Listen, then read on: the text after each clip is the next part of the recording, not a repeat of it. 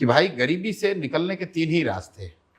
दुनिया में जितने विद्वान हुए उन्होंने 3 ही रास्ते बताए हैं, 3 ही तरीका है गरीबी से निकलने का। या तो आप शिक्षित बनकर नौकरी रोजगार पालो, या आपके पास जमीन हो खेती किसानी करके अपना स्थिति सुधार लो, या आपके पास पैसा पूंजी हो तो रोजी रोजगार व्यापार करके आगे बढ़ सकते हो।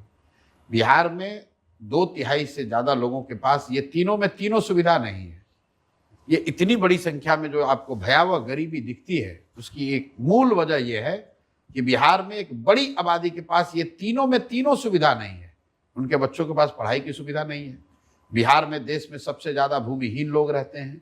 यहाँ जो आंकड़े हैं सरकारी, ग्रामीण बिहार में 60% लोगों के पास एक धूर जमीन नहीं है। और यहाँ समाजवाद की राजनीति हो रही है पिछले 50 साल से। 60% लोगों के पास एक धूर जमीन है ही नहीं।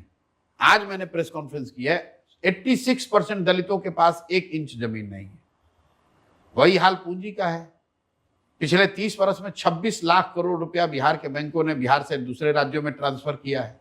तो जब आपके पास पढ़ाई नहीं है, जमीन नहीं है और पूंजी नहीं है, तो आप गरीबी से निकलिएगा कैसे? हमने देखा, चाहे जितने नारेबाजी करनी है कर लो, जिसको जिताना है जिता लो, जिसको हराना है हरा लो। जब तक इन आधारभूत 3 चीजों को नहीं सुधारा जाएगा, तब तक बिहार में आमूलचूल परिवर्तन नहीं हो सकता है।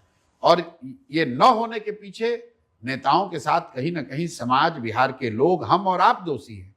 क्योंकि हमने न कभी पढ़ाई पर वोट दिया, न हम लोगों ने भूमि सुधार के लिए वोट दिया, न हम लोग रोजी रोजगार पैसे पूंजी के लिए वोट देते हैं। हम लोग वोट दे रहे हैं 5 किलो अनाज के लिए, हम लोग वोट दे रहे हैं मोदी के मंदिर मस्जिद के लिए, हम लोग वोट दे रहे हैं गुजरात के विकास की कहानी सुनकर, हम लोग वोट दे रहे हैं यहाँ पर बिजली और सड़क के नाम पर।